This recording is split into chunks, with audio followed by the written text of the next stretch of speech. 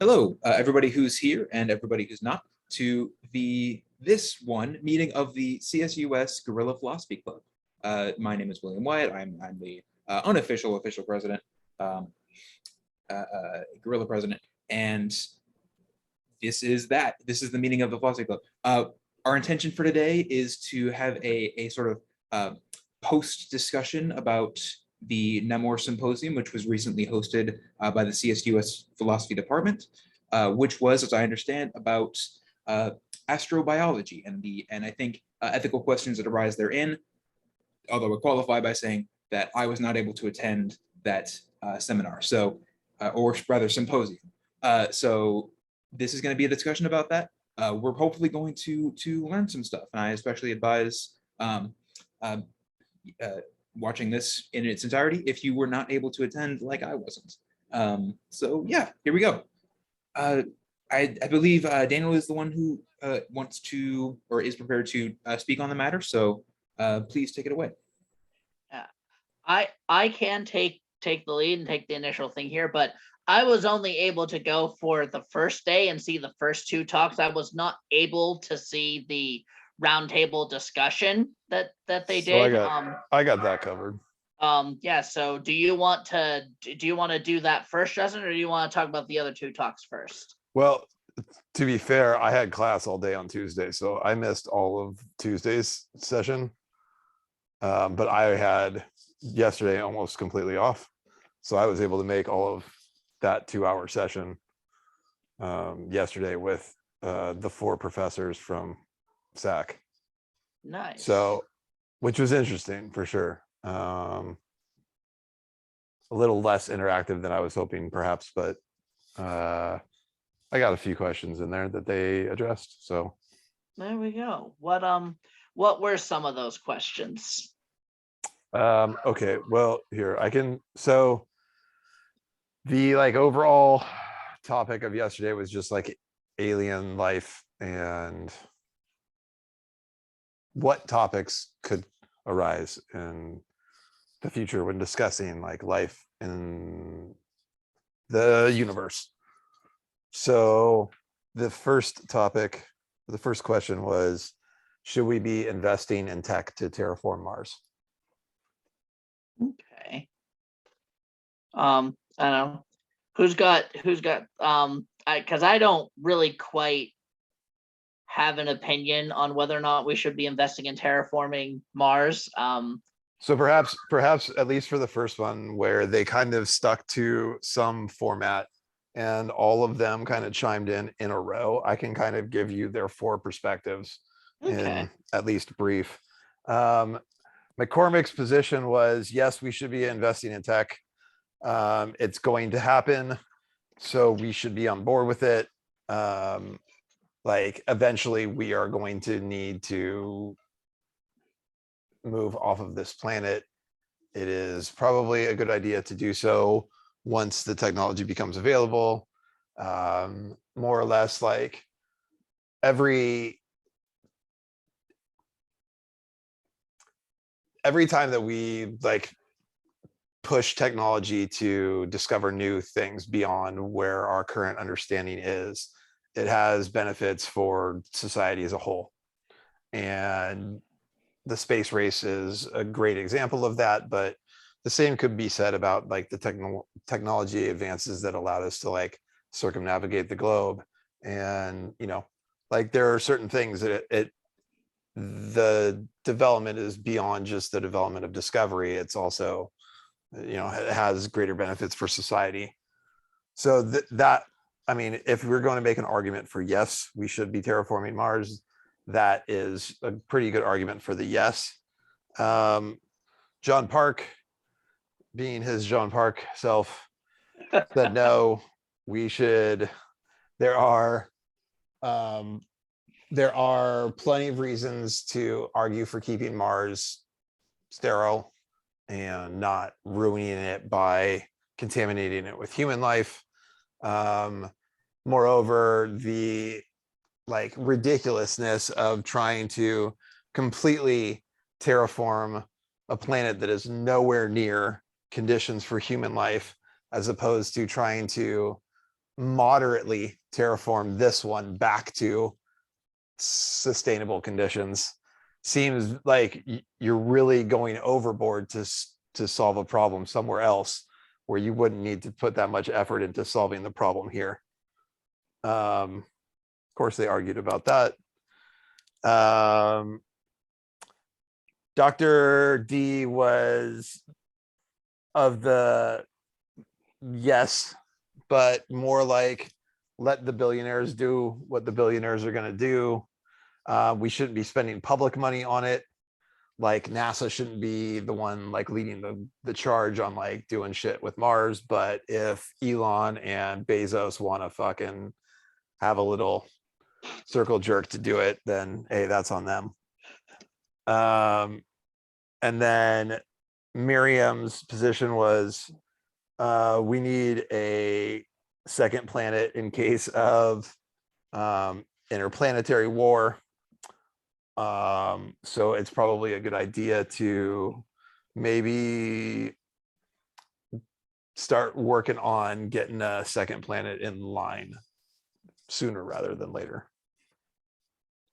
So that's their four positions more or less, and I editorialized quite significantly.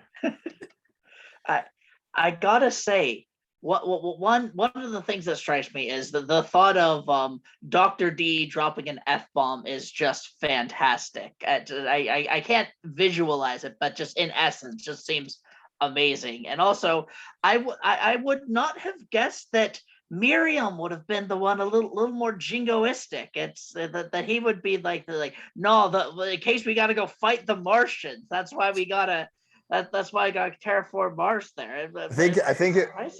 I think although he was worried that there might be like a Martians versus us kind of war as well, I think he was more concerned about like if we go to war with another species, like another extra solar system species, that they might target Earth and try to vaporize it. We might need like a bailout planet. Yeah. Which was contend that the more pressing concern is whether and to what extent we will vaporize ourselves. I would think that might have, yeah, that might be a problem. Like genuinely, I want to make sure I put this out there, but it doesn't have to direct like the conversation from here. So bear that in mind. I don't know if it wouldn't really be germane to what we want to discuss here, but there shouldn't be billionaires who cause us to imagine that, yeah, we should, save the public money. But if the billionaires who clearly earned their wealth not off the back of effective slavery and exploitation and market consolidation, want to go ahead and spend enough money that it actually becomes feasible to develop the kinds of technologies that could eventually colonize Mars, that's fine. No, it's not. There shouldn't be those people.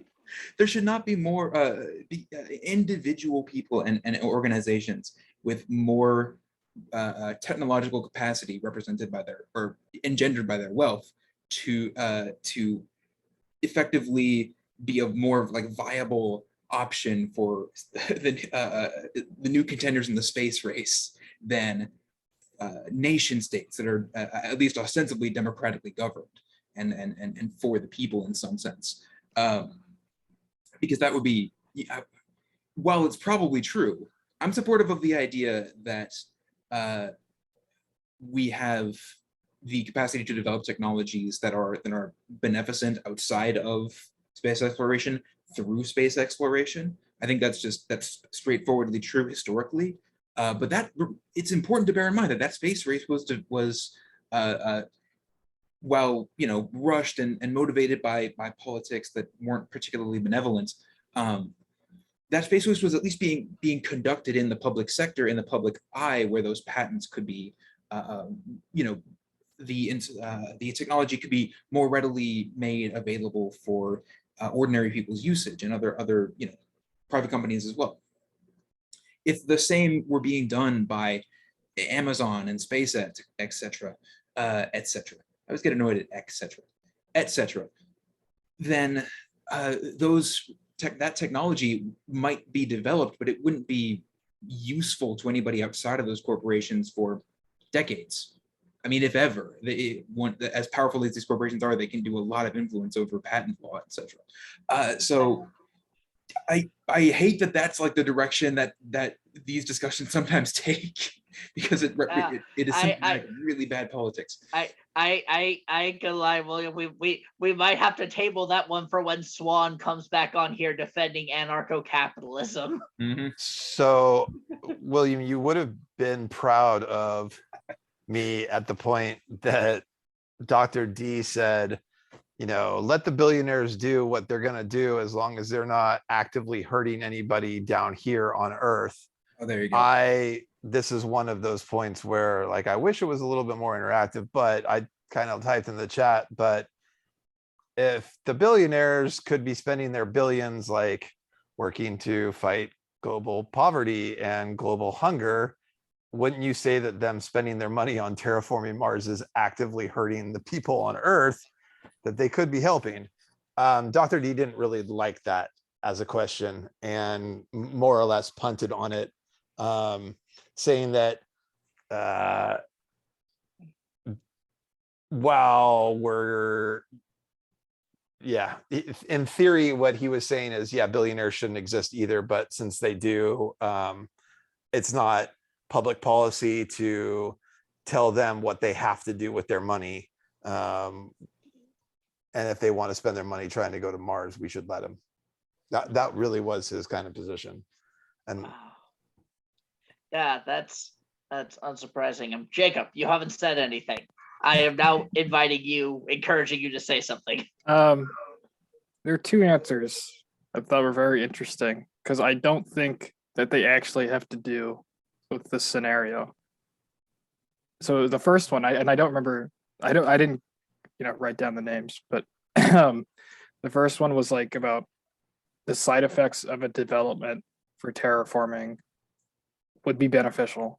Like, that is where the good is in the side effects of that kind of development. And then there's examples of the space race and how, like, while its goal was this, geopolitical contest, it still had like benefits that we still have today. And I think that's true of pretty much all technology. That's where the important stuff is in the effects of it. But something about that is, like, I feel like there are other goals you could have that have that effect to the same, like, intensity, like, I guess it's grandiose because it's like planetary scale. But I don't know, and maybe I can't even think of a different goal, but I'm sure someone could think of some alternative goal with just as, like, big an effect, a benefit on the side, which is, like, I feel like the crux of that argument, right?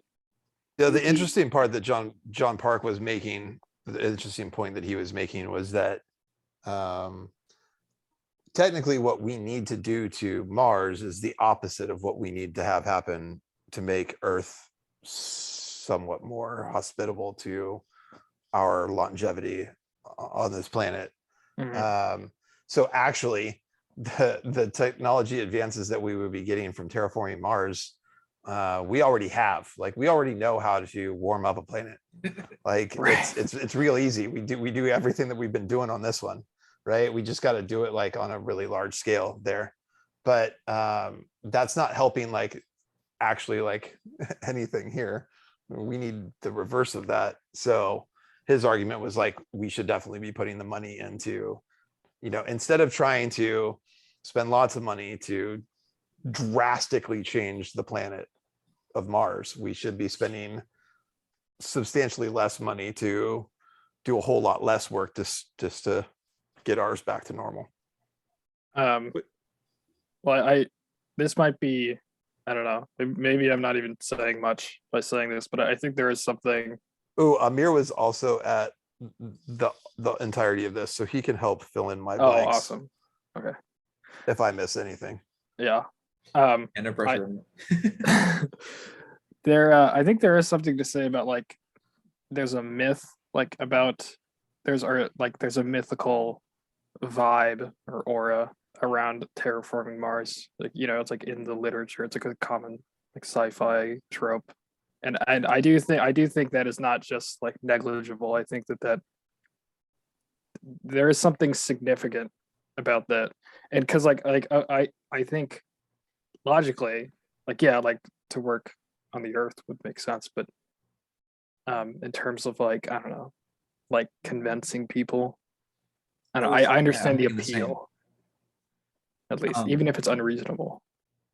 I think my big problem with it is my understanding of the complete lack of a magnetosphere in Mars means solar radiation on the surface of Mars is not tenable to human life. So until we figure out some way to like walk around in rad suits, like I don't see Mars like being an option. Yeah. And I don't know that there's a way to terraform that into existence. Like we have a substantial iron core. That's what creates our magnetosphere. And that is what keeps us free from that solar radiation. It is kind of one of those lucky charms of where we live in the solar system. But my understanding of it is that ain't happening on Mars. So Yeah, it's geologically dead. It has a core, but it doesn't spin to generate exactly. magnetosphere is the idea. By the way, Amir's currently eating right now, but they're listening in. So hi, Amir and associates. We hope you enjoy our discussion on important alien shit. Oh yeah, this is gonna be good. That's what I should have titled it. And Amir, you were there for all of it yesterday, if I'm not mistaken. I thought I saw your name on the Zoom for most of the session yesterday. So if I miss anything, please help me fill in, because none of these three gentlemen were there yesterday. Oh, okay, gotcha. I'm eating right now, as Daniel mentioned, with the fam. So we're listening in, but after I'm done eating, I'll definitely jump in and Perfect. propose That some works. good questions for you guys. Word, that works. I want to say something in support of a point I think Jacob was making. The idea that like the idea that I proposed earlier, which is I think the common one, which is that space exploration and similar kinds of grandiose projects like colonization, deep ocean exploration, etc., have positive externalities outside of those endeavors. So the technology gets used for develops for those projects and gets used for other stuff that winds up being more directly of benefit to people. That is, I take that to be true, but like to your points, we could just we could have a different project. It doesn't have to be colonization or exploration that has similar externalities. What if they weren't externalities at all? What if they weren't accidental benefits to the people? What if the entire point of a big grand project was to benefit the people? I like that idea a lot. I wish it had been the case in the 60s. I wish it were the case now. I think we could do a lot with big public works projects that are not so much exploratory, but rather like developmental of technology.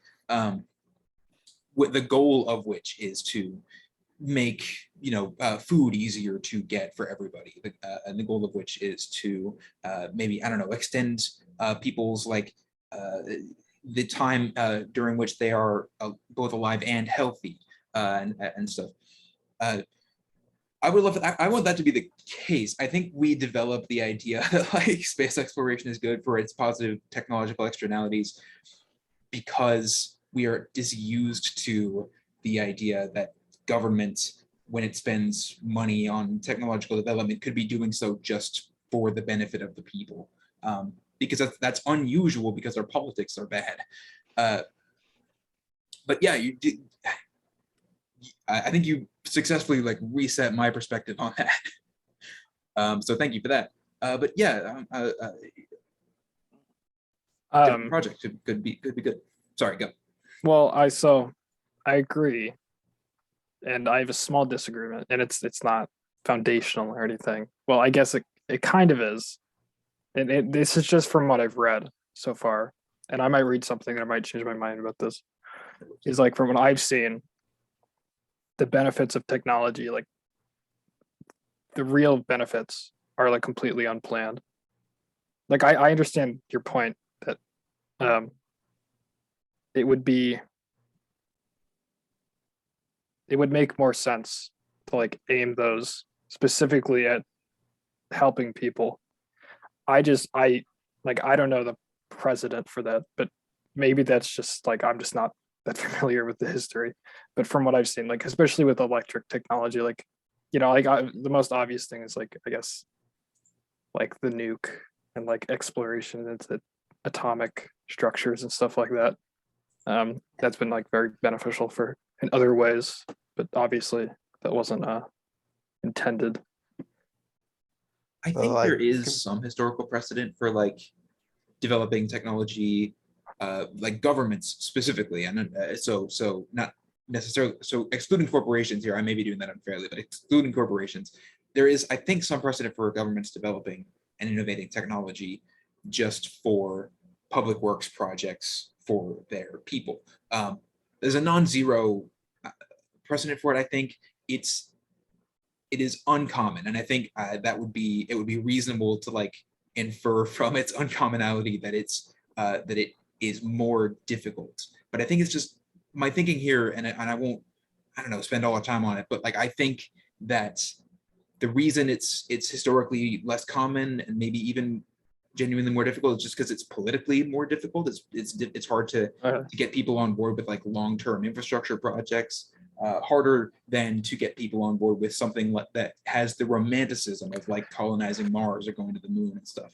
But yeah, so as somebody who wants to be a politician, this is like close to me. But I won't spend too much time on that. I just think, yeah, I don't think the benefits of technology have to be like accidental externalities. I think they often are, just because the politics around it are mostly very private. But anyway, something else, and that might have been discussed, and Justin, you can let me know. Is I know the flyer indicated that on Wednesday they were going to be getting into like what alien life or the existence of alien life would say for sort of the existence of God. I think that was one thing. Did they wind up talking about that at all? That was one of the later questions. So sorry, we can move on to the second question, which had to do with the Fermi paradox. Why, if there are so many planets, is there no signs of life? So the ponderings went around the room like this. Merriam's thoughts were maybe we are actually alone. And then it comes around back to him later. John Park said, we don't really know what the psychology of aliens would be like. All we really understand is what we think about when we look out. Perhaps more intelligent alien society would choose not to reach out into the void, realizing that any alien technology that's significantly advanced enough to hear them could probably destroy them, and therefore why reach out?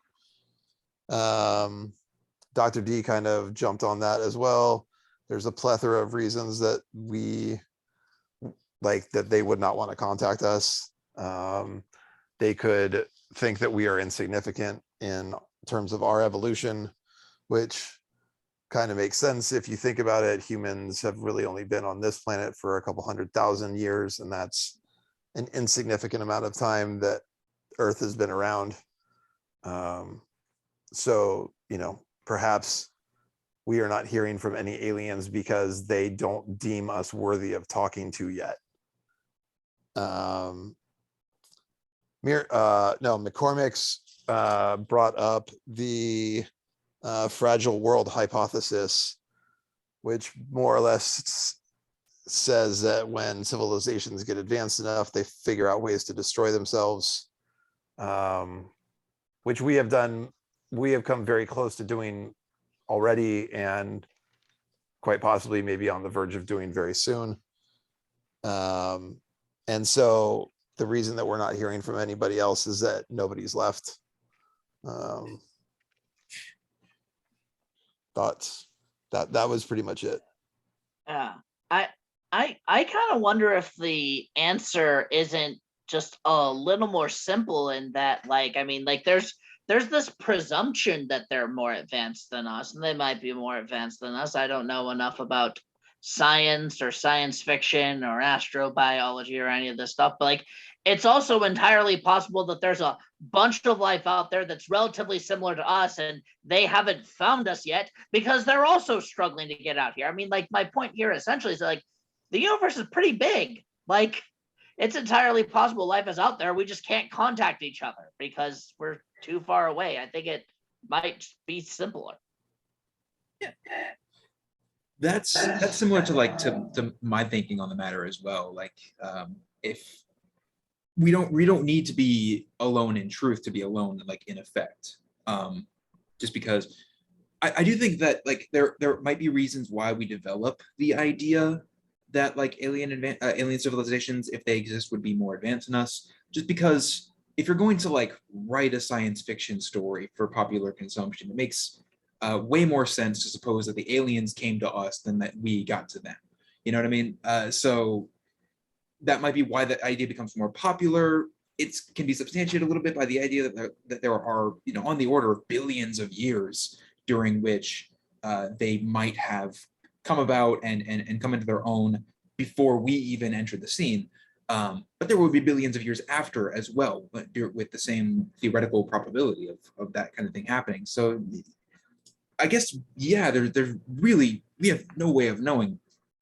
But it is true, I take it, that like life is unlikely to form regardless of how long you give it. Just because it takes such particular conditions, I'm kind of if I'm gathering it right, I'm kind of on Merriam's team saying that like there's every reasonable, we should seriously consider the idea that we may be completely alone in the universe. It's not necessarily the case, but like that's not statistically impossible. It might be, but I forgot to add that I think it was Dr. D who brought up that in, I believe it's Star Trek. Oh man, this is going to be bad because I'm going to screw up which one it was. But the we'll protect you from the Star Trek nerds. Yeah. You know what? Hold on a sec. Let me come back to that. Okay. Does that well, if there are any other thoughts in the area of like would there be other life, please share them out. But also Daniel mentioned that there may have a discussion of what this implies about, or in the general subject area of like philosophy of religion, if we were to find other species out there in the universe, other life, especially intelligent life that can have its own spiritual ideas, what would that say about God? What would that tell us? How would that inform how we interpret religious doctrine now, if at all? Yeah, we're still getting to that. I swear. Okay. I swear. Okay, so it's Star Trek Okay. First Contact, and the concept of like us not having met a milestone yet in like our technology advancement, such as in that movie, a warp drive. Like, so maybe there are aliens hovering around us. Perhaps that is the cause of the UFO sightings, that they are just waiting for us to get technologically advanced enough to check off whatever marker it is that they're waiting for us to check off. We haven't graduated to the big kids table. It's a Chekhov's warp drive situation. You see the warp drive in Star Trek, you have to invent the warp drive by the end of your aloneness in the universe. Oh, so actually I take it back. That is the next question. Okay. What would the existence of aliens mean to religion? Okay, so around the table, Dr. D's he brought up several personal anecdotes to kind of more or less lay it down that Christians wouldn't exactly take it well. But he has some friends that have confided in him that they secretly believe that aliens are real. They just can't talk about it with their Christian friends. John Park thinks that the existence of alien life would be proof of atheism for pretty much all of the major religions. Merriam's thought was that heretics would be burned at the stake. I don't remember why exactly that was the note that I took, and sorry, it's not coming to me right now. Well, because the heretics will be burnt at the stake. I mean, obviously, thanks, but I don't remember exactly what that has to do with the question right now. I love the idea of like reading your notes. It just says in its own line, heretics will be burned at the stake. Why did I write this? Yeah. And then McCormick, he was saying that there is significant reason to believe that the numbers wouldn't really change in human religions. Like, pretty much his thought was that all of the religions would take this more or less in stride and figure out some way to insist that their scriptures had actually already mentioned that this was like the way of things, and that most of the hardest core of religious zealots would all figure out a way to incorporate this into their religion. Okay, so I want to go to Jacob after this, but since I was real excited about this one, then I want to go to Jacob first because he didn't talk in the last one. But one, McCormick is right, and two, more particularly, Professor Park is wrong. Sorry if you're listening to this later, Professor Park. You were right about the first question we talked about. You're wrong about this one, and like I think I had mentioned before, I am LDS. And like literally it says in scripture, in LDS scripture, I have created worlds without number. Like implying from like the very get-go the notion of like anything out there in the cosmos is created by God. So like not only could we like very easily adjust scripture to incorporate this in there, and thus it would not signal the death note for atheism, you know, and the sins and like to nearly all major religions. But like we don't even have to modify anything. It's right there. Like I mean, like religious texts are all generally vague and generally can be interpreted a lot of ways, but like about as plain as religious texts can get. It's right. It's right square there and there. So good on McCormick, but that's just my opinion. Jacob, what's your opinion? And then Joseph, for that matter, what's your opinion? You guys know like Blade Runner, right? No, Yeah. I've never heard of the Blade Runner. You know the I've book, definitely not seen it several times. the book Do Androids Dream of Electric Sheep? I've actually not read it. Well, Blade Runner's based on that. Philip K. Dick. Aware of its, Yeah, I'm aware of Philip K. its Dick. existence. There's I mean, this isn't the same, but like Philip K. Dick, very involved in theology. There's a part in the book, it's pretty much like the seminal, the big part is when they realize that this figure, which very obviously functions as a religious figure, is merely like composed of videotapes from a long time ago. And it's interesting because it has no effect on like anyone when they find out. So I was reminded of that, and I don't think that's the same because this is a discovery instead of like a disillusionment or whatever. But I will say, like, in the last 100 years, we've kind of already seen how religions try to adapt to contradictory knowledge. And so like straight mainstream religion, I don't know, they either try to ignore it or integrate it. But I feel like it's becoming harder to integrate that kind of stuff because the text is based in such ancient foundations, which like all religions have to. And I like even new religions have to find some basis in some ancient other religion. But like there's some really interesting like new sects of religion, like theosophy and like I know occultism is becoming really popular. And what was it, like Heaven's Gate, you know, that cult it was a suicide cult, but I'm well aware of Heaven's Gate. I Yeah. I was in high school in like the town next to where that Oh, happened. shit. Yeah, Well, at the time that it happened. Yeah, that was like transformational in my understanding of religion. And yeah, so I think find, I think you said find, like they're gonna have to find it. I think that's a really good descriptive word. They would yes. find it. So look, I don't read Aramaic, so I don't read the original text of the Bible, but I'm willing to bet that somebody that gets paid a whole lot of money for the church could find somewhere in the Bible that mentions that God created multiple worlds in such a way that allows for the existence of aliens in the Bible.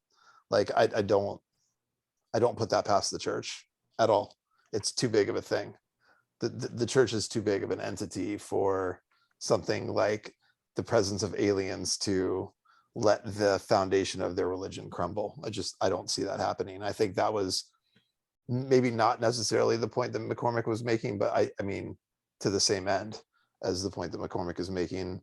I don't think that the greed of the people that run organized religion would allow their religions to dissolve over the existence of aliens. I think that they would find, they're supremely motivated to do so, would find ways to incorporate this into their like core knowledge, their core belief system.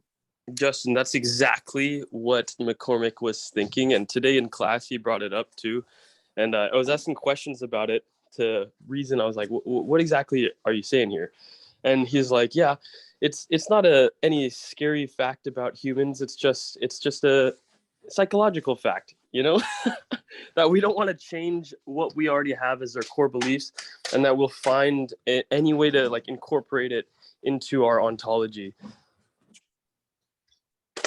I could talk about like worldviews and how the at least one investigator of like philosophy of science that I follow talks about worldviews and core beliefs and stuff, and they tend not to change. You're right, because you'd have to throw out most of the worldview if you were to change an extremely core part of it. That doesn't mean worldviews don't change fundamentally over time, but like it's very difficult. The observation that I'll make here is that religions, even absent, Daniel's point that sometimes the scriptures were written after it was already like relatively popular to theorize that there may be alien life somewhere, or at least other planets. Even absent that, I think in the case of like Christianity, it doesn't mention other worlds. It like more or less explicitly puts Earth at the center of the universe. The facts about religion is that they're mostly very syncretic. Like that is to say, they're pulled together from more than just texts per se. They're pulled together from like historical contexts. They're constructed out of post facto doctrine to those religious texts off of which they're based. There's a lot of selection going on as to which texts matter and which ones don't, and how to interpret those texts.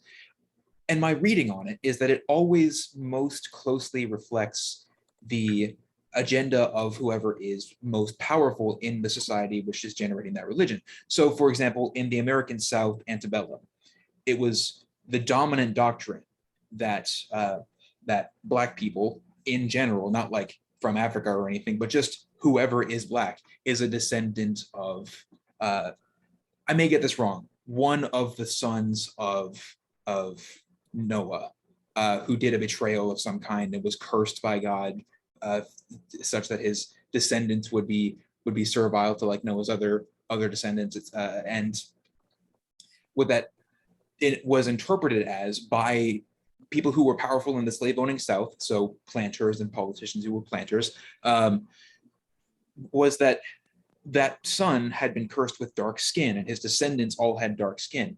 So the doctrine, almost without any intervention from the actual texts, reflected the needs of the powerful, the needs of the elites for the time. And that has continued to be the case in religions just in general.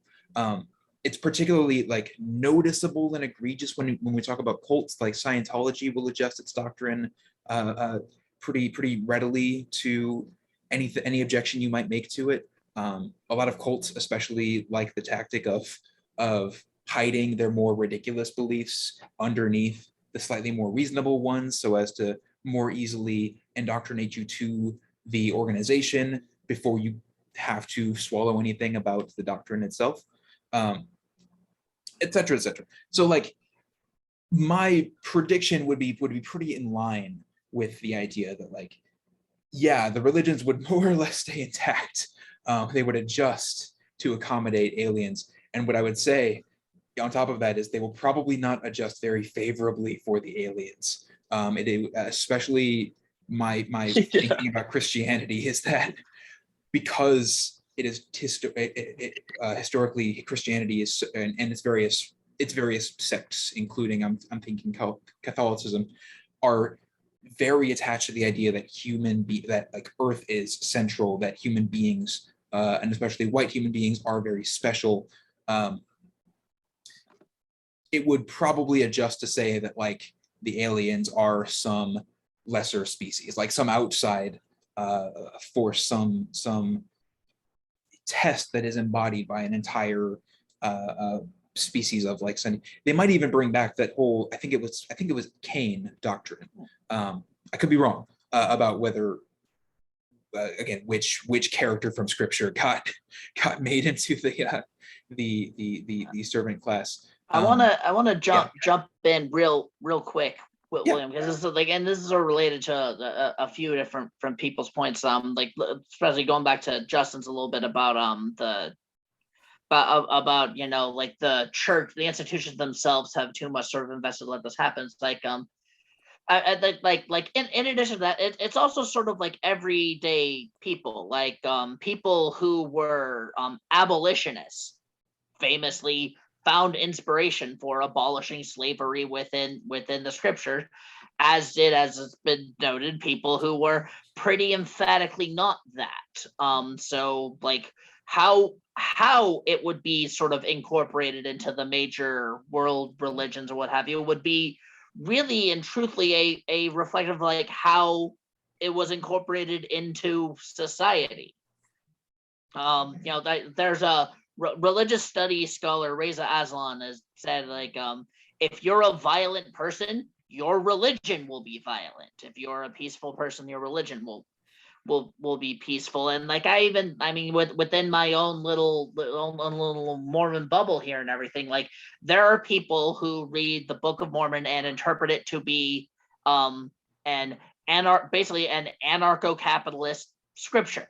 There are people who view it that way. There are people who view among the spiritual message, but in terms of any sort of political messaging to it, that taxation is theft and should be abolished. That's functionally going to get you anarcho-capitalism. There are also people who read the Book of Mormon and interpret it to be a socialist, to take a socialist reading to it. What's the difference? What's going on here? Well, the people who are anarcho-capitalists see it as an anarcho-capitalist scripture. The people who are socialists see it as a socialist scripture. So it really is just all and I don't mean to say that, you know, people can entirely break can't break through or sort of have more nuance with sort of like higher up leadership, but it really comes down to how broader society feels about it and whether or not, you know, they can put forth interpretations of things that people find, you know, satisfying. I mean, we keep picking on Christianity here, but we see it a lot with major sects of Christianity and like the LGBT community. People do not, across denominations, do not find the explanations for how and why gay people should or should not do this or do not have whatever sort of punishment coming toward them or not, or whatever else have you, satisfying.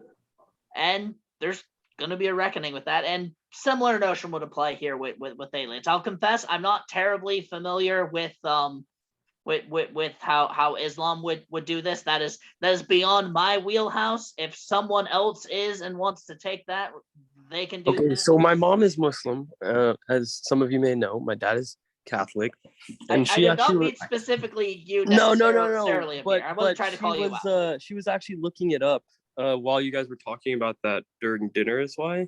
And then she was saying that similar to your response for LDS, the many worlds part of it, and then basically there's enough vagueness, I would say, or I don't know if there's a better term for it, but enough vagueness to interpret aliens into the Quran, basically. Nice. Well, I also just wanted to bring up something that I brought up at the time, but I don't think we really explored it enough, which is what would the religion be like that involves worshiping the aliens? Because you know that would happen. I would encourage all of you to watch Rick and Morty for an example of this happening, but I just think of like the religion that formed around the big head in the sky. Yep. For I recall. Yeah. For one. If you're not familiar, you really need to be watching that show. As philosophers, that show is doing a lot more work than you think. Is that the episode where they have to sing? Show me what you got. Exactly. I was actually looking this up because I remember there are UFO religious movements. Like I think the biggest one is the Raelian movement. And it got like quite a few amount of members. Started I think in the 90s. So it's interesting because it's almost like it's like people are making the jump in preparation for it, you know, or maybe that's just like the zeitgeist, is aliens. I mean, that sounds a angels. lot like Heaven's Gate right there, making the I jump. know, yeah, that one too, yeah. They thought Yeah. the comet UFO, and Yeah, that's what they were doing, is they thought that there was a UFO behind that comet, that Hale-Bopp comet. It came in, was it like 96 or 97? Yeah. Yeah. I think those religions would gain a following, you know, or Oh, at yeah. least some sort of publicity from aliens existing. I think that the religion that formed around worshiping the aliens as the creator would be like I think it would be massive. I think I've it would already gain a heard lot the of story popularity of Jesus really being quick. an alien, so it's definitely likely. Something else I think reasonably likely along these lines is, you know, I was also thinking the aliens are sort of, you know, the creators of humanity, really sort of accelerated humanity along type of stuff. But I also think kind of like something like Lovecraftian, like there's a reason why sort of Lovecraft continues to persist, besides the fact of just like cool monster designs, but the overarching theme is sort of like, we are tiny little specks in a vast universe, and what's scary about these giant gods isn't that they're coming to, you know, nibble us to pieces, but that they don't really sort of give a shit about us. Yep. And I think sort of something like that is like people really coming face to face with like, we ain't shit, and that kind of being the driving force there, I think would hold some popularity. So I had to look up who that was, sadly, and then I was like, I'll facepalm. look up his cat. His cat? Now I No, have don't. to. No, don't. Never mind. I'm doing it. That's a bad joke. Now. Sorry, what? The cat of Ulthar? No, you don't. Yeah, no. I meant Oh, H.P. his Lovecraft. literal cat. Yeah. Why? It just looks like a cat. Never mind. I don't want to get Uh-oh. in trouble. Okay. Anyways, But yes, I think, Daniel, your interpretation of his work is super significant. And especially looking at the time period, it seems like you're right. Like that is what he was trying to do, make humans know their insignificance. Why, thank you. I will pass along your thanks to the people who I got that interpretation from, because that There you did not go. come from my art legend.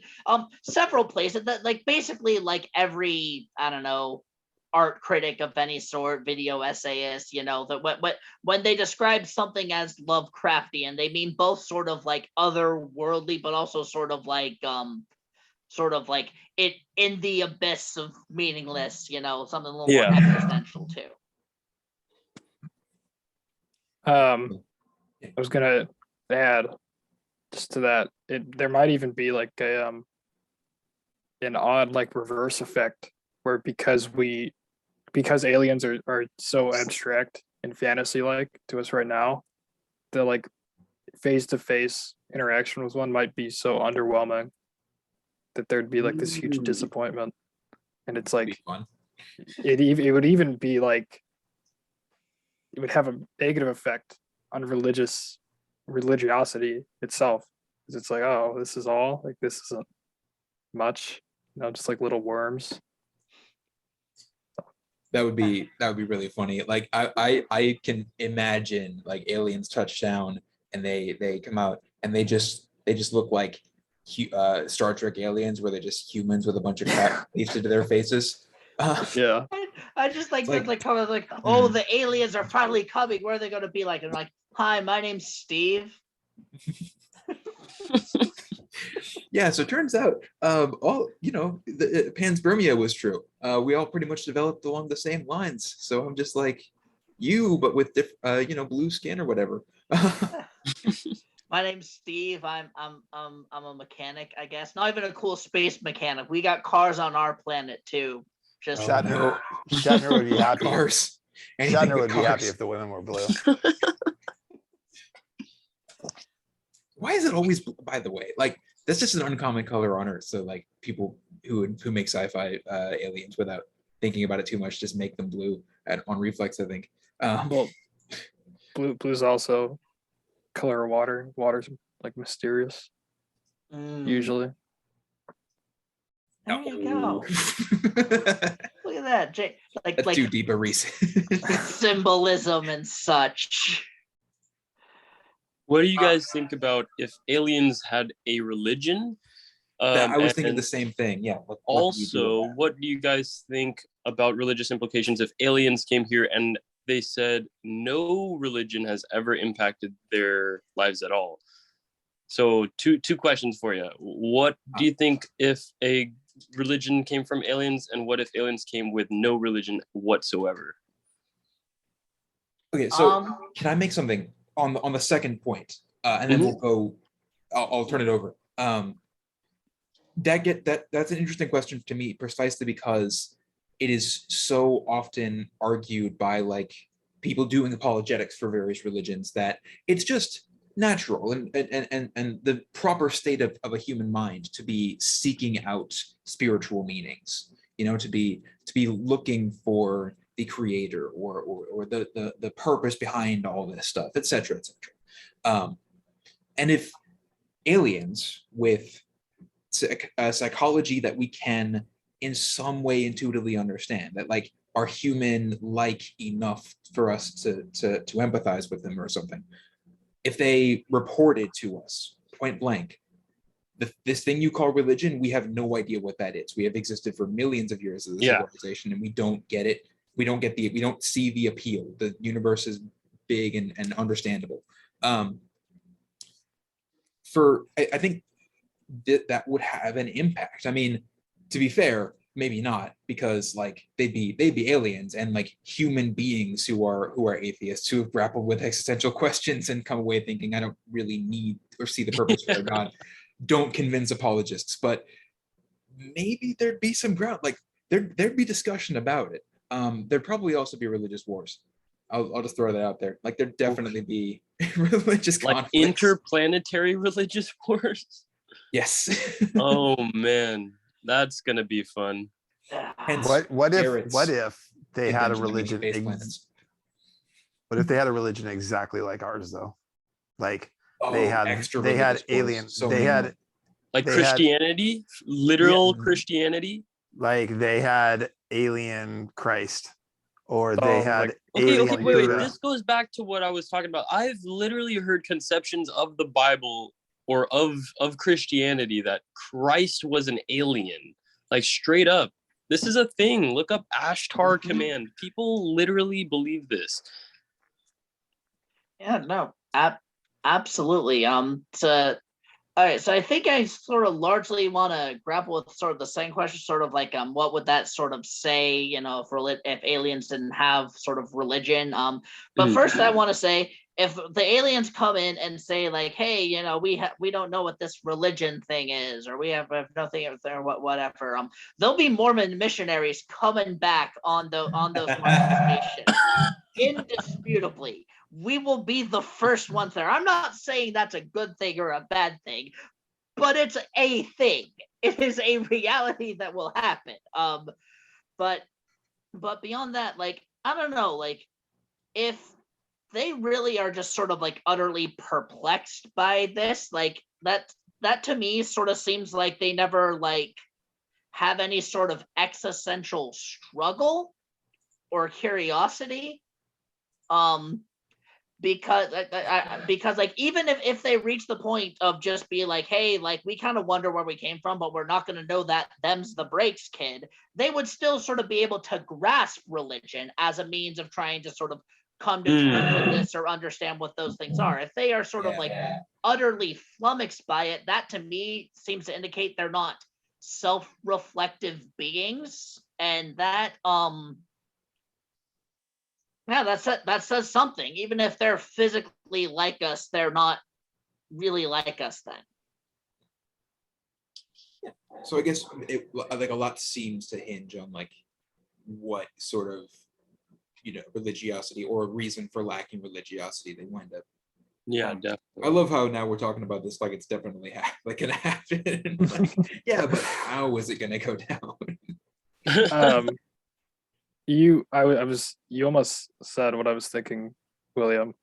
It's the reason, because I was thinking, like, what in the past could this be compared to, and the religious responses. And so I think about like missionaries, right? Go to like indigenous populations, and they go, oh, the reason these people don't know God, or the reason people in general don't believe in like the Christian God, is because they've been tricked by like these demons, and these demons are their pagan gods. So my thought is that it would require very little change, and it would only be that, well, God hasn't blessed these aliens with the knowledge of God, and demons simply don't go there. Demons are an earthly existence. And then to the second one, if aliens did not have a religion, in the words of Justin Breen, burn all the heretics. Get rid of them. No more aliens. Those are definitely Garret Merriam's words, although I might have editorialized. In the words of Justin Breen summarizing Garret Merriam, burn all the heretics. Put that in your philosophy paper and see what happens. I do like the idea that like, or I don't like the idea, but like it does sound plausible to me that like, yeah, aliens that completely lack religion would fall reasonably well in line with like at least a lot of mainstream religious doctrines right now, which more or less center Earth and humanity and stuff over and above, for example, non-human animals. It would be, relatively easy to reincorporate and resyncretize those same doctrines to just understand, but morally, in some sense, exclude alien life, even if it were the thing that visited us and was technologically like more advanced and stuff. Just because, yeah, if they lack religion, you can easily say, well, then God didn't care about them enough to give them religion. So we have been going for an hour. Do those who did not go to the Tuesday talk thing want me to sort of get into at least one of the two Tuesday talks? Ooh, yeah. one. But Right, before we yeah, go there, please do. I do want to address what Justin asked about, like if another alien species had one of our religions. And I think to add to that, what if there was multiple religions from Earth that aliens had? You know, like with They if disagreed somebody with each came here other? from another galaxy and said, yeah, we believe in Christianity, I think Christianity would gain a lot of fame. Well, after a lot of debates, of course, but what if like two different aliens or from the same species or something were like, nah, Islam is real, and the other one is like, nah, Christianity is real? Then it's like, then we got it's just bad. Yeah, that weirdly enough, that might, you know, I'm obviously I'm not an atheist, but if I was, that might, you know, give me a little bit of to it. But see, bajillions of years away, they come to these same sort of big divides, these same sort of struggles. This is nonsense. Like there being more than one species with a particular religion gives those same religions within their own doctrines so much extra credibility. But at the same time, if those religions are still like conceptually mutually exclusive of one another, Okay, I don't know how to make sense of that if that were the case. You know, no I idea. want to throw this out there as a hypothetical. Yeah. Let's say that the alien species has been watching Earth for Oh, no. So thousands and thousands of years. They have the ability to have gained our religions because of the way that they saw them being implemented on Earth. They liked what we were doing. Some of them liked Christianity, some of them liked Islam, some of them liked Buddhism. And so like the different versions of the aliens all became like their favorite versions of Earthlings based on like what the religions meant to them. Oh man. That would be interesting. Can you hear me? Yeah. Yeah. Okay. Yeah. I think what was something interesting is like, I feel like at that point, their epistemological like ranking would be lower, because then none of the aliens can claim to have those like visions that religious people, I mean humans in general, you know, and also like, I mean this is getting too complicated at this point, but like, do aliens dream? And then if they dream, do they have these religious dreams? And then it's like, well then I don't know, like those are pretty much visions. And do they dream of electric like what if sheep? after the fact they have the visions, are we to discredit them? You know, like if they learn about Christianity on the universal television and then they start dreaming about it and claiming to their fellow alien species that they have visions of Christ, would would it be lesser, or would it be the same as the human having these visions of Christ? Because you're talking about having lower epistemological like status because it's not like originated from them, but then like it might be after, you know? Yes. Well then it's like, would they change the religion for their own closed experiences? And then I don't even And then they would have their own different sects of religion. Different dreaming aliens. So, talks on. I want to know what yeah, Scientology looks like for aliens. Exactly the same. Exactly the same. I want to know if the alien Mormons kept polygamy or got rid of it much sooner than we did. That's really what I want to know.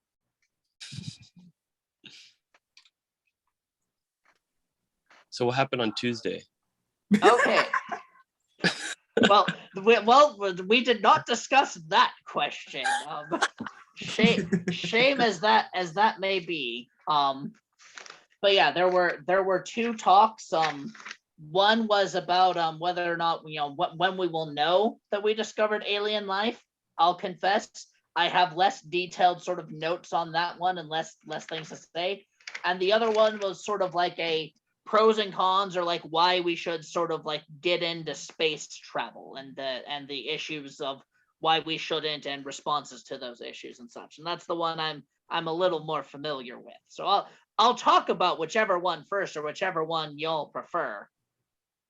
So kind of like a techno optimism versus techno pessimism type, or but like transfer to space. Okay.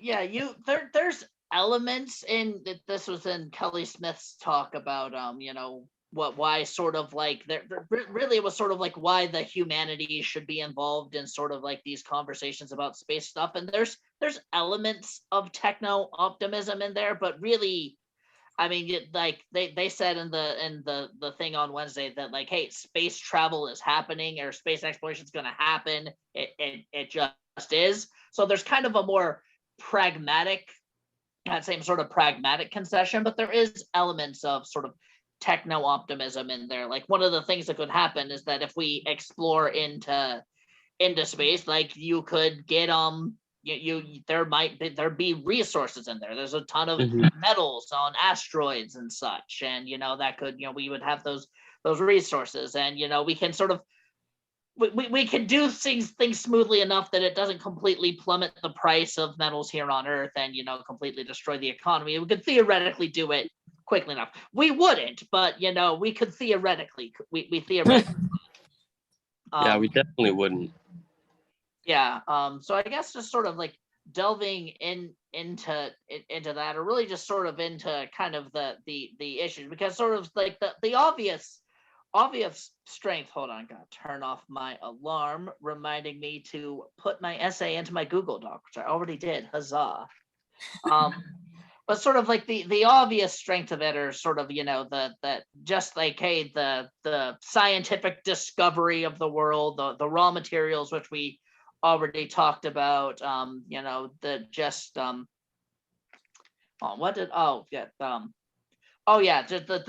the sort of like the striving into space. It's the final frontier, as it were, and again establishing sort of a second Earth, potentially terraforming Mars and stuff, and the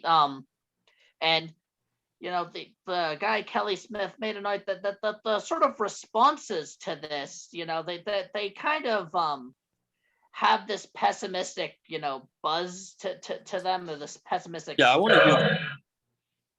Thing to them. Really, it's it centers around like humans kind of fuck everything up in a lot of fashion. We might in sort of trying to find life, drilling in underneath ice on some faraway planet, we're leaving material behind there that could mess that up. When exploring the trying to mine out, these asteroids for these resources, who's going to have those resources? Are they going to be distributed equitably? The rich people, and no, is how those questions are answered. And in terms of sort of like trying to colonize out to a new planet, or really spread humanity out there. Like I have down here in my notes, space colonialization ?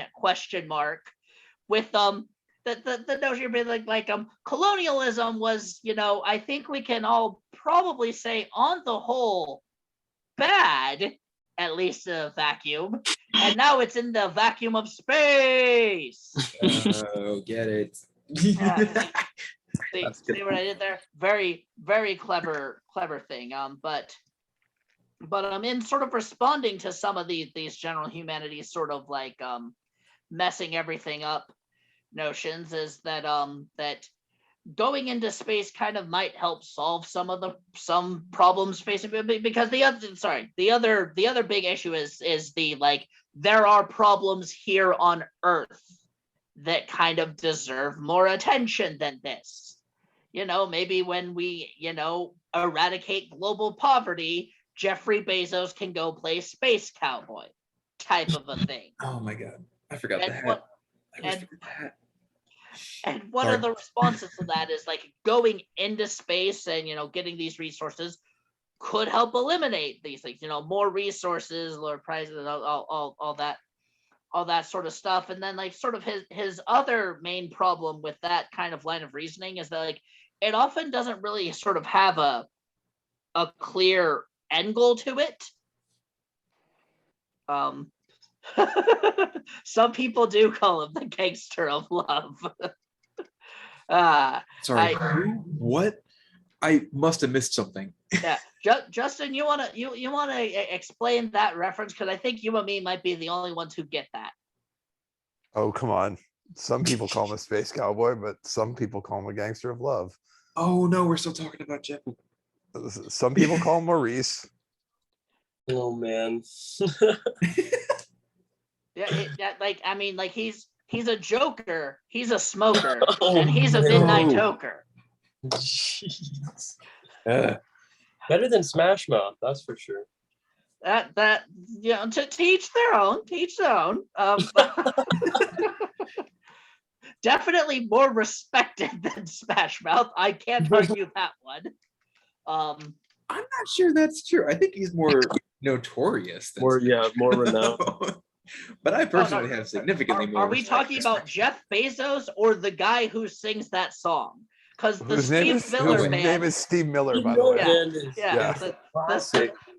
the Steve Miller band is much more respected than Smash Mouth. Jeffrey Bezos, and I don't- 100% more respected than Smash Mouth. Like 100% more respected. By the way, Oh. Jacob, if you've ever wondered what it's like having class with me, it is this. I can vouch for that. Oh man, I miss class with Daniel and Justin together. You know, and then William too, dude. We all had fucking Merriam together. That was great. Oh, the Actually, discourse. Sheltis was not in that class with us. It was just the three of What? us. Nope, Yeah. was not in that Wait a one. minute. Did Yeah, I not Daniel- have class Daniel with you came in- until this semester? No, Daniel came in the class right after Miriam's. Oh, that's funny. Yeah, I had epistemology with you, not reasonable Oh, theory. right. And I had political Oh. philosophy with Justin. Yes, which was with Why Swan. do I which feel was like I had class with both you guys at the same time though? That's weird. Swan Some for crazy political dreams I'm philosophy having. is like, yeah, It- great, it- so great. That, Yeah. that was like my favorite class last semester. It's nice to have class with someone that I fundamentally disagree with in like a way that's radically different from the way that I usually fundamentally disagree with people. It's interesting. So I want to say something about like technical optimism, techno-pessimism, etc.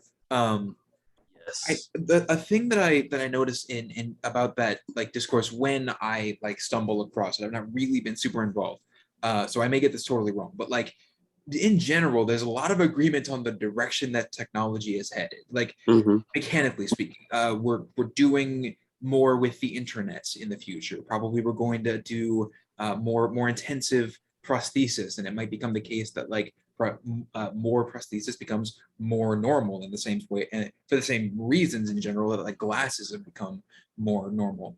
And the optimists imagine this as being a force that we as a species like utilize to our benefit.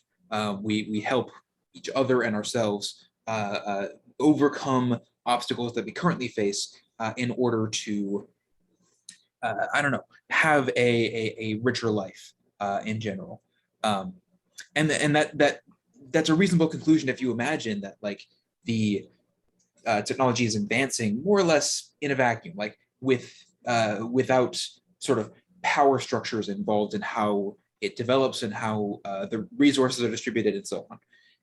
And as I think the room will agree because of what's been said so far, the pessimists may have the more reasonable point here because yeah, the technology may develop in this way, etc., but it develops within a political system, within a rather and indeed an economic system in which corporations that have more or less dominated the market and monopolized the time of all the relevant researchers who could who do the work of advancing this technology and the engineers who make it work and build it. Because of that sort of political corporate structure, it's very unlikely that technology will actually be used. However, whatever its potential may be, it's unlikely that it will be used for anything that we categorize as like meaningful benefit to people. And I take that to be on at face value like the more reasonable position to come away with, which is eventually like techno pessimism, as you said, as I say, but yeah, it's sort of like, to be a techno optimist, one has to be sort of a political optimist as well. Like, yeah, but when you'd have to respond like, yeah, but when technology develops in this along the lines that we're hoping for or that we're anticipating, it will probably, I hope it will also be the case that we have a more beneficent government. And in discourse, as I understand it so far, that's not really been the focus. The only thing I would say specifically to that point, and then there's a little bit more worthwhile of like things that are pretty worthwhile here, is that like I don't think necessarily the techno optimists have to sort of be politically optimists, but just simply because like they could, you know, when you're stipulating your general outlook, you can say, for instance, you know, rather than, you know, technology advancing or cutting back and conserving resources, you can be in favor of technology advancing, and also that, you know, like, hey, like rather than have, you know, us pay right now or future generations pay later, we can just kind of have the billionaires pay now who can afford to incur all these things. Like that is a consistent stance. I'm not saying that it's actually anyone's stance or that it's politically super popular. I don't know that it is, and I definitely know that in terms of political popularity, it isn't.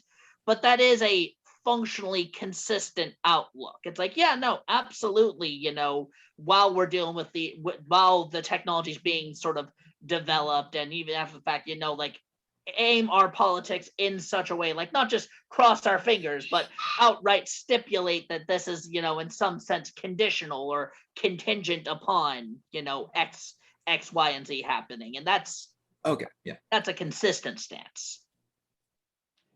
But there was, I guess, one other thing that they thought was interesting, and then Professor Merriam had a really good question that I kind of bounced off of, and but one of the things like why he really thinks that sort of like the humanity should be getting involved into this and everything is that like with the fact that space travel is happening, like why should it just sort of be like a few scientists that sort of get to stipulate like what the precedents are? Because once the precedents sort of get set for this stuff, we're not necessarily stuck with them, but it's harder to change things. And so like we should be, you know, considering all these things and really sort of because it was half sort of like debunking kind of the skepticism of like why space travel would be bad, and also kind of like a, you know, equal parts promoting other people talking about the ethics of space travel type of thing. So it was like a half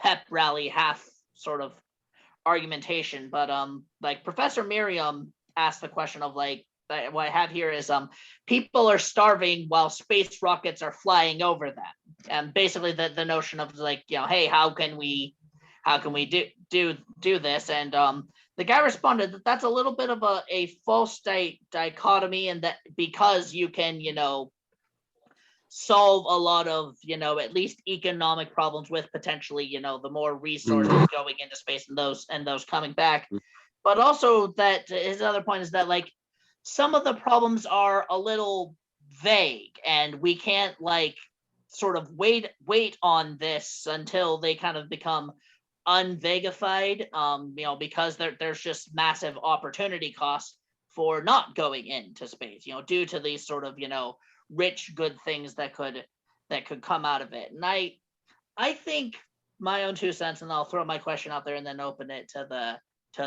panel, as it were. But I think his point of like wanting things to be a little more quantified before, you know, putting any sort of like moratorium or sort of like informal social pushback on things is fair.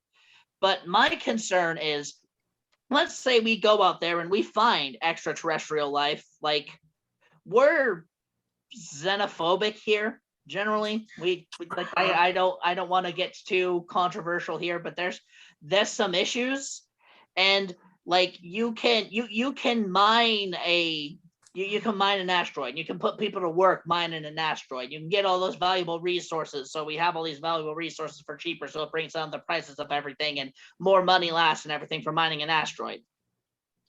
But mining an asteroid does not close the earnings gap. Mining between men and women.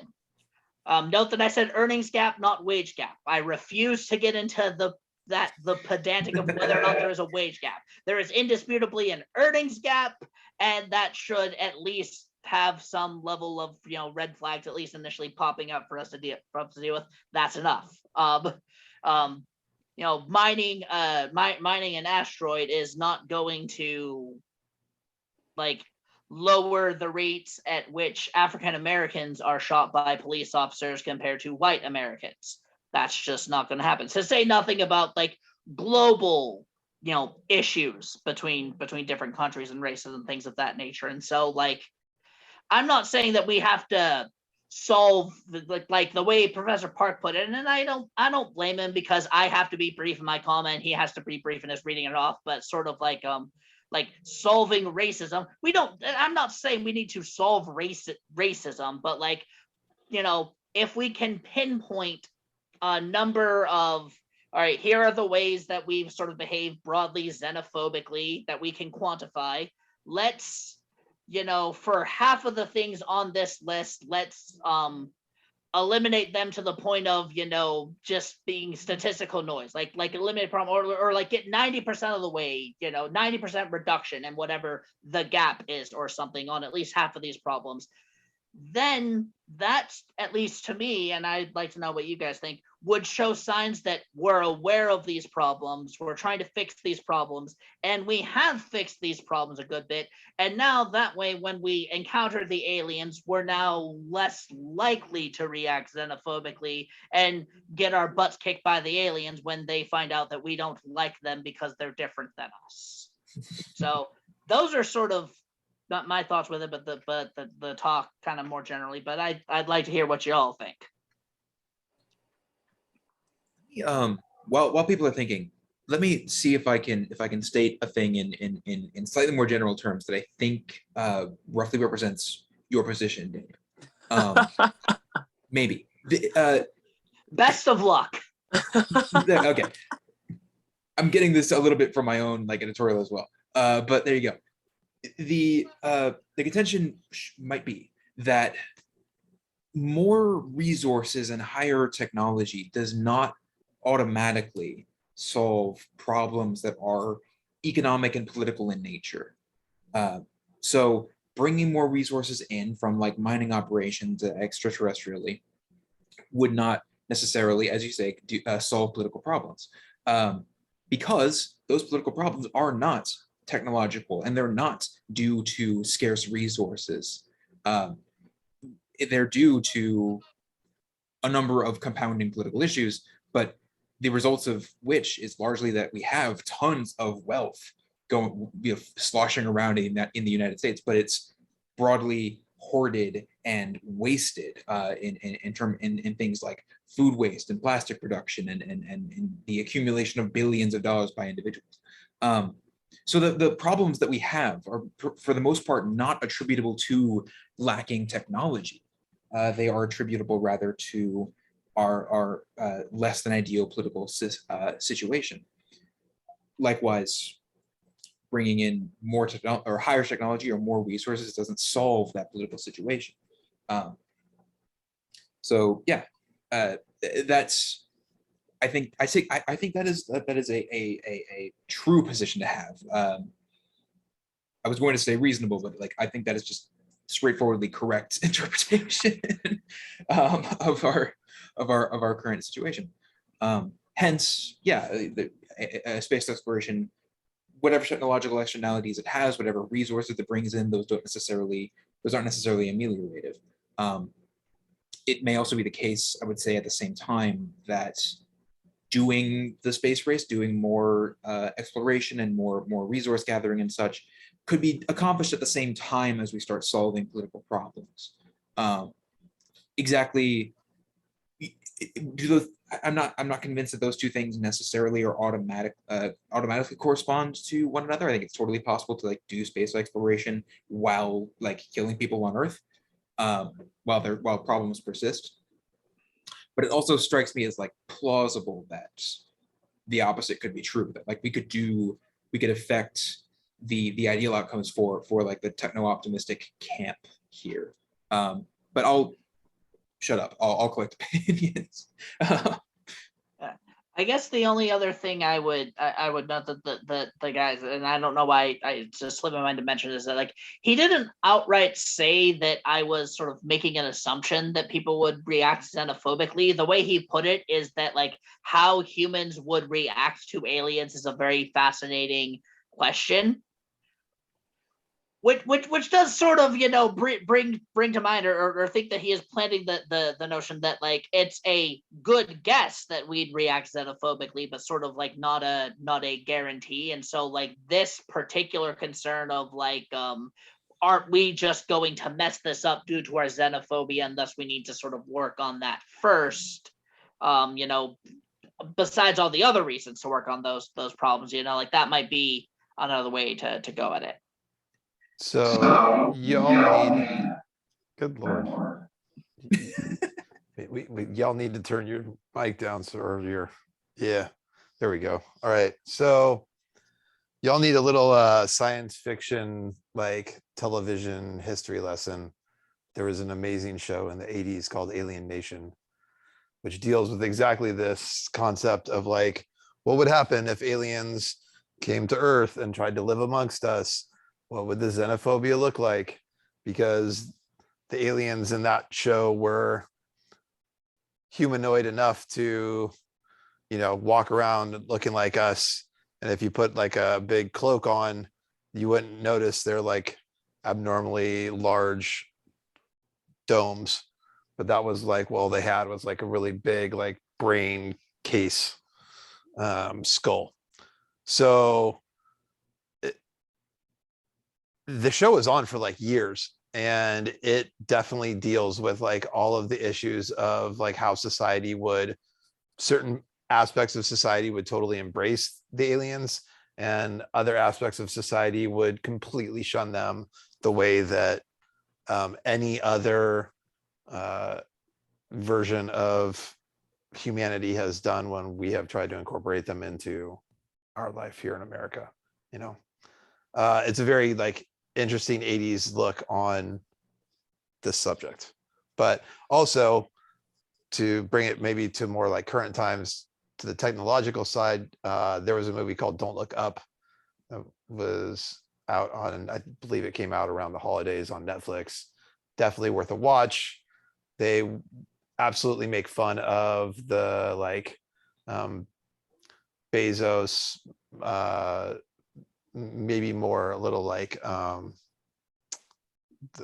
guy from Apple, Steve Jobs, like kind of like combination character, what they would look like if they were leading the space race when a asteroid that was coming to destroy Earth,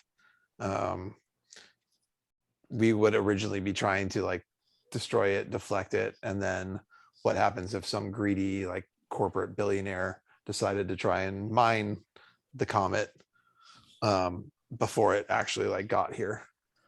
It's a really interesting look on that like technological side of it. If you guys, it doesn't seem like any of you have watched it, you should definitely give it a watch. It's entertaining. Yeah, I've watched it. It's definitely a good one. Unfortunately, I'm not. But there you go. I was gonna say it a while ago, but I'll say it now. To William and Daniel's point about the like lack of relation between the space exploration and politics, or more like base level political issues. I agree, and I wanted to bring up an anecdote. And this is it's a different kind of technology because it's communication technology, but I know when the computer was becoming more reasonably sized, you know, it was becoming less of a business machine. And this is before Apple and everything. there was this whole movement. It's in like in San Francisco and just on the West Coast about hippies creating computer like communes, and this whole idea that the computer will bring back like nature because it'll destroy the necessity of a city. And it's very optimistic, and it was particularly had focus on the democratic possibilities of a networked communication technology. And that was a very long time ago. I think it was in the 70s. So that is an example of techno optimism going too far, I guess, or just being wrong in their great predictions. With something as big as the internet, which certainly has had its effect. Yeah. I mean You could make wait. You could make an argument though that the internet has allowed people to detach from the necessity of living in a city to do their job. Remote work has opened up the possibility of having a job in California and living in Idaho for 1/100th of the price. And especially in the last couple of years, we can see exactly how that's worked. I would argue that there might have been something to what those people were dreaming about back in the 70s. Yeah, there is, or there I was struggling and still am, because I see the connective tissue, because I mean the internet does kind of like make real global communication happen. Maybe it would theoretically sort of make it so that we all don't have to live in cities.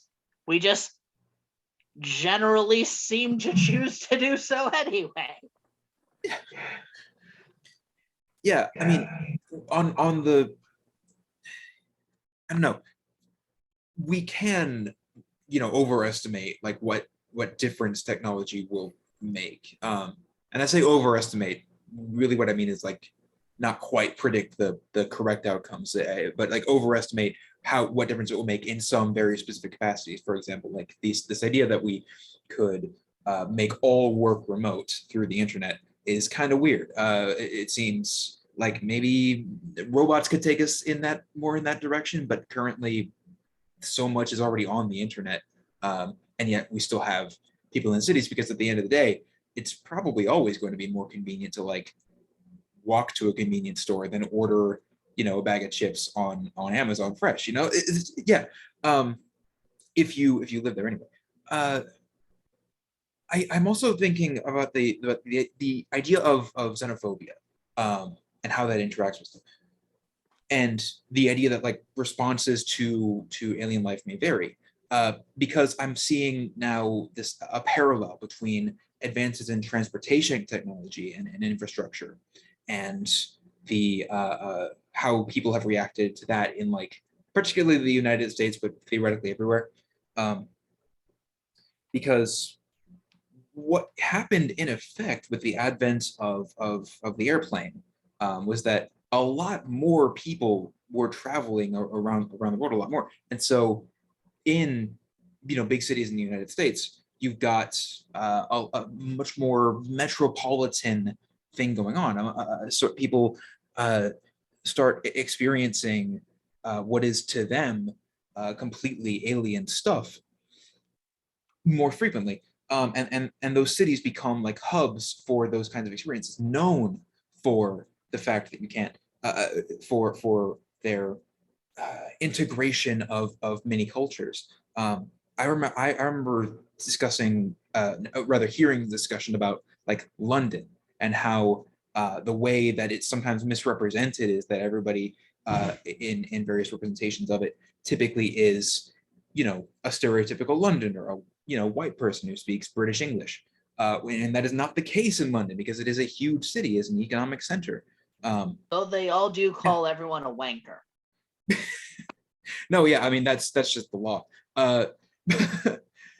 But with that, so I'm seeing, like, what I mean is I'm thinking about, and because this is relatively new as a thought, it's not coherent for me. But I'm thinking about like there does seem to be this parallel between previous technological advancements and what we can project about like future technological advancements, assuming aliens are out there and want to visit. In things like the airplane, advances in various kinds of modes of travel. So we could probably learn a lot about how the role that xenophobia would be likely to play by investigating and more properly understanding the role that it has already played in various settings at various times. Obviously, it's been huge, but it's also complicated. Hence, responses may vary. So that's just something I wanted to be sure to bring in just so it's out there. Even though I don't, you know, I may be completely in the wrong camp on this one.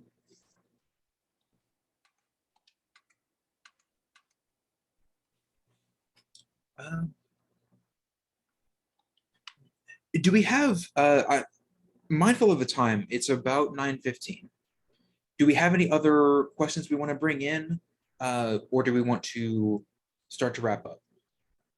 Or do we have any other I did comments? have one question that I DM'd to Professor Merriam to ask to everybody if they found it relevant, but he just gave me a reply that's okay. So the question was, what, I don't even remember how I worded it, but basically like what gives you the legitimate claim to property outside of Earth? And his answer basically was, if you can plant a flag in it, it's yours. But that kind of like runs into the, what is it? Isn't that a Lockean type thing? Mixing your labor with some, and that kind of runs into the problem of the land not being a product of mixing your labor, but something that was already there, and therefore it's not like you don't have a claim to that because it's, you know, it's not like a product of your labor. Oh, this But is more so, of like a first right type of thing. well, yeah, that was his response, but I felt like there was other responses that could have been thrown out there in objection to that. So I was wondering if you guys had anything but like, you know, first come first serve type thing, because there is literal international space law that says, you know, we can't own property out there. So one, you would have to change international space law, and then two, come up with a reason why you're allowed to own land in space. I mean, sort of like I disagree that you're not allowed to own land in space. Like, I'm relatively sure they're selling plots of land on both the moon and Mars. To buy? For real. Yeah. I don't. That's new to me. to your point about sort of you'd have to change international space law. I don't even really know what international space law is, and so there's a third option of just kind of ignoring it and do what you want. I mean, you know, like what one could argue that particularly the affluent don't really follow the laws we got here governing Earth if they don't feel like it. So there's that that notion there. But I don't know. I find myself in a little bit of a conundrum, and maybe it's the similar sort of conundrum you find yourself in, Amir. Like I hear that the sort of the standard is sort of like first come first serve, and I'm like, okay, well that's really really really really bad. That's sort of like in sort of like an obviously bad sort of way. But I'm trying to sort of come up with an alternative that in some way incorporates the opportunity cost of the investment into sort of space travel at least a little bit. Right. Maybe not the First thing I thought too. Oh, is my mic crapping on you guys? By the way, I hear a echo and it sounds terrible. It's because right after Daniel's, the speaker's still picking up audio, but it should be good. Yes, it's fine now. But okay, yeah.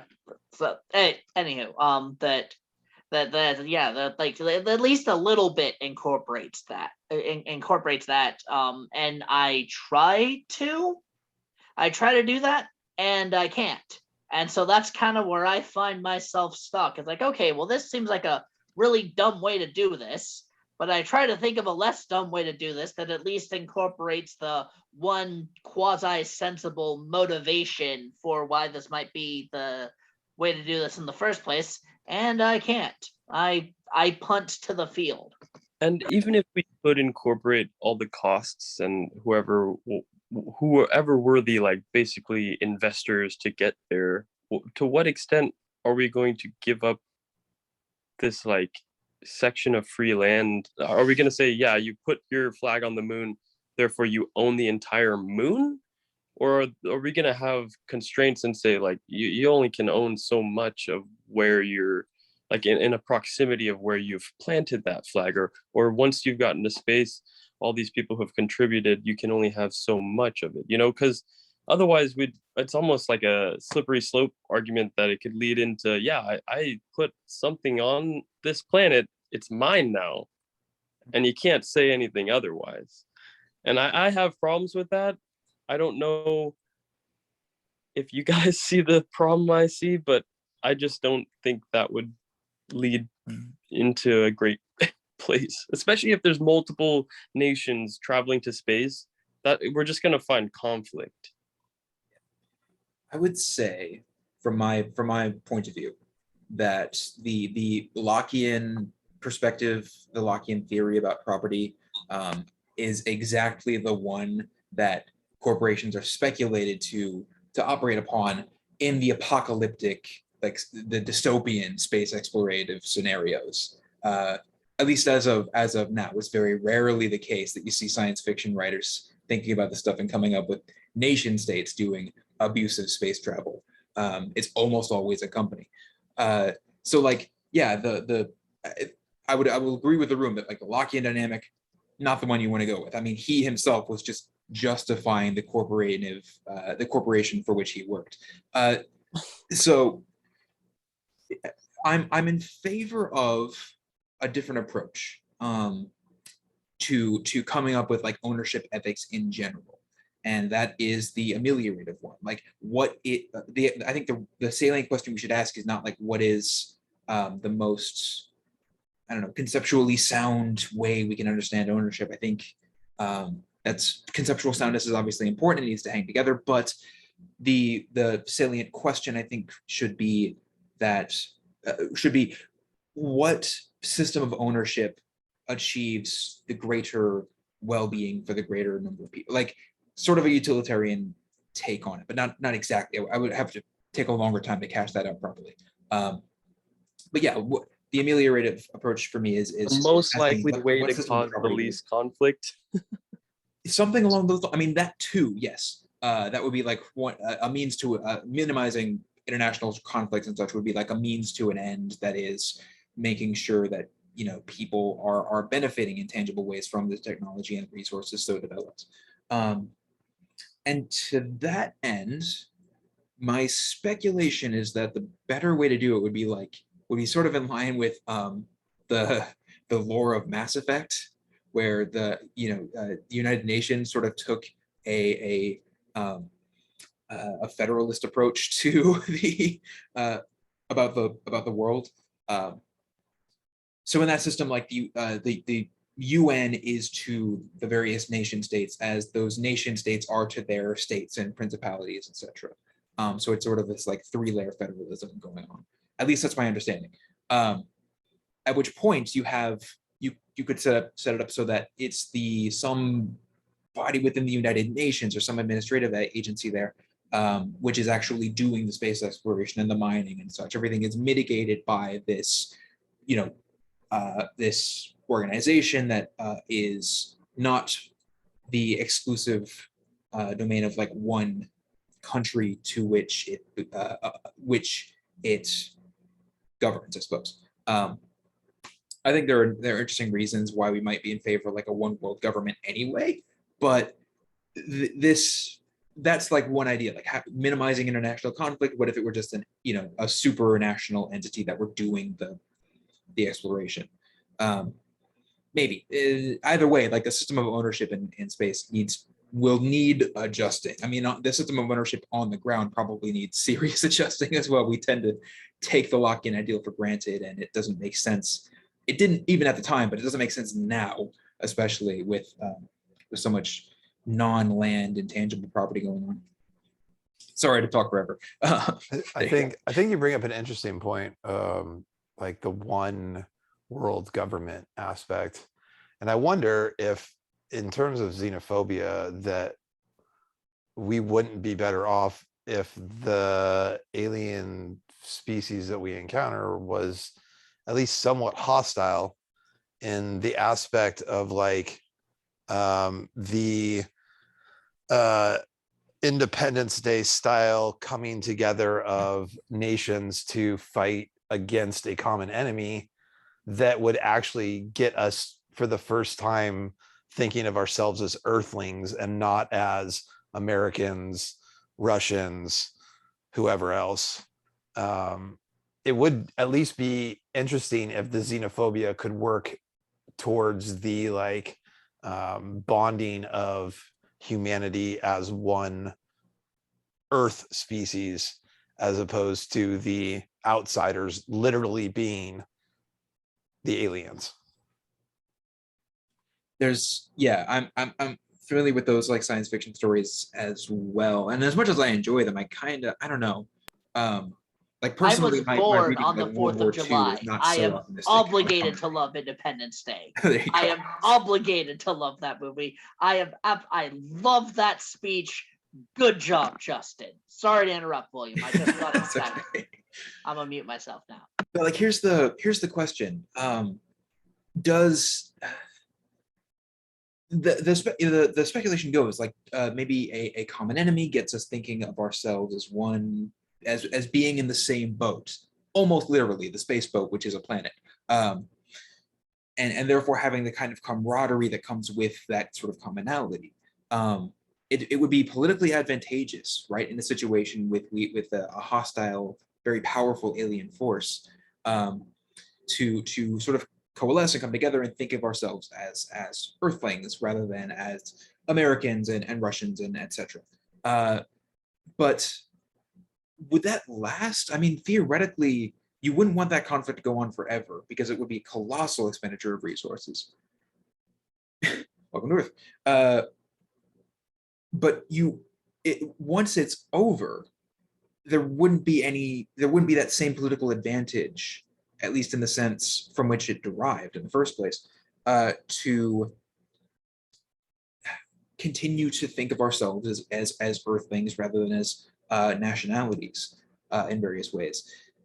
So and I'm brought in mind of like of World War II, where there very much was a common enemy for several dozen nation states, because the Nazi powers, it was pretty much just the Nazis at one point during World War II, but they had allies for time periods. At least I could be getting the timeline wrong there, but insofar as it was just the Nazis, we had like this horrifically bad common enemy who wanted to take over the world. Like theoretically, at least, they were a threat to everybody. And what that meant was that there were a lot of resources and a lot of international efforts dedicated to combating the Nazis. But once they were gone, we pretty much turned our knives on one another immediately afterwards. We set up the Berlin Wall. We set up for the Cold War, which was the Berlin Wall. We continued the trend of like, we, if anything, expanded the trend of corporate colonialization from the global north to the global south, so on and so forth. Like, it didn't last, this camaraderie that came with having a common enemy. And so that makes me concerned. Like, if we were in a war with aliens, it might just go on forever, in which case we would have the benefits of global camaraderie, but we would be in a war perpetually. Or it might end, we might, lose, and that would obviously be bad. We might win, and it would just, the strides that were made during that conflict, during that period where it was advantageous to have global perspective, would just cease to be. And so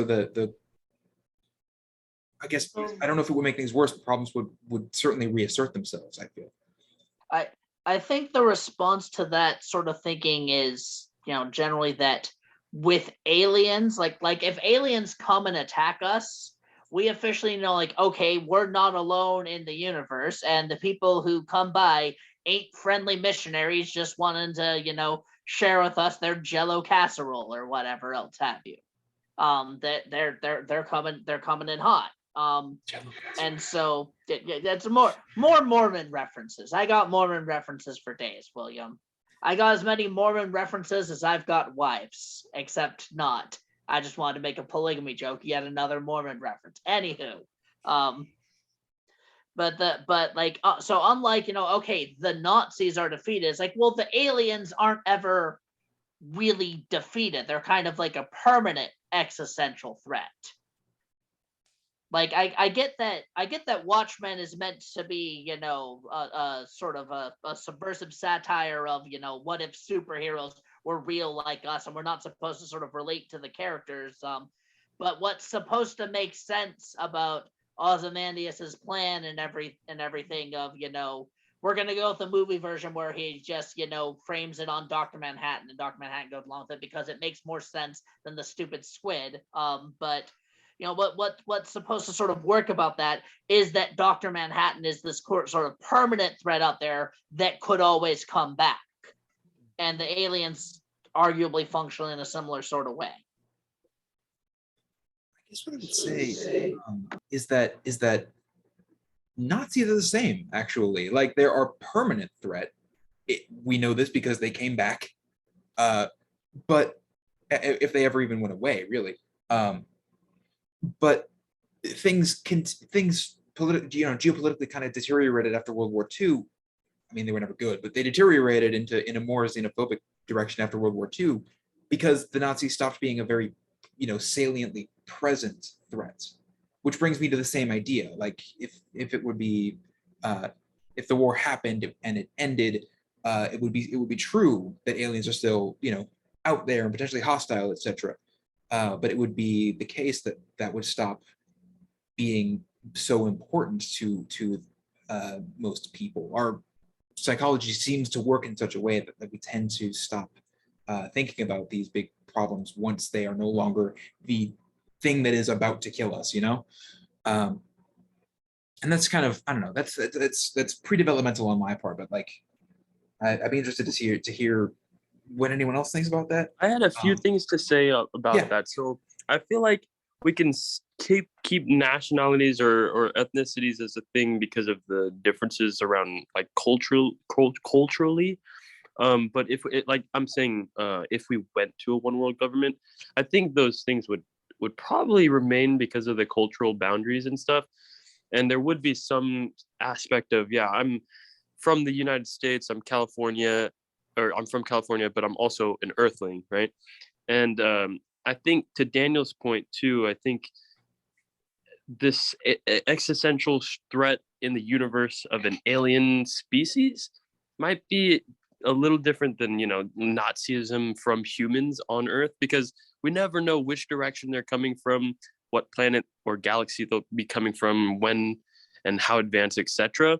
And that fear just might be so prominent after we encounter our first alien species that maybe, like, this is a very hard maybe, because your point about it not lasting very long is very prominent in my mind, but I think maybe it would last long enough to maybe stabilize a global government. Because one of the things I thought of too was like, would it last? But before that question can be asked is, would it even become a thing? You know? Yeah. And so I think it's like, we'll just have to see. Yeah. And let's, you know, I'm appreciative of the idea of the apparent, like, you know, at least not outright rejection of the idea that a global government might be a good idea, irrespective of whether and to what extent hostile aliens are a threat. There are, I think, reasons to like be in support of that notion that I haven't gone into, and I you know, probably shouldn't, just for the fact that I hope to be an actual like Californian politician someday. There you go. Again, for those who are in the room, time is 9:33. Do we have anything else that we want to address? I don't want to cut off conversation, but at the same time, You have things that you need to get done. probably we all do. But yeah, I just wanted to draw attention real quick. Justin, I did appreciate your Chris Rock in the chat. Just wanted to get a moment to acknowledge that. Thank you. Thank you. Chris Rock. I think I had all of my interests and questions asked, so I'm Gucci. I'm proletariat.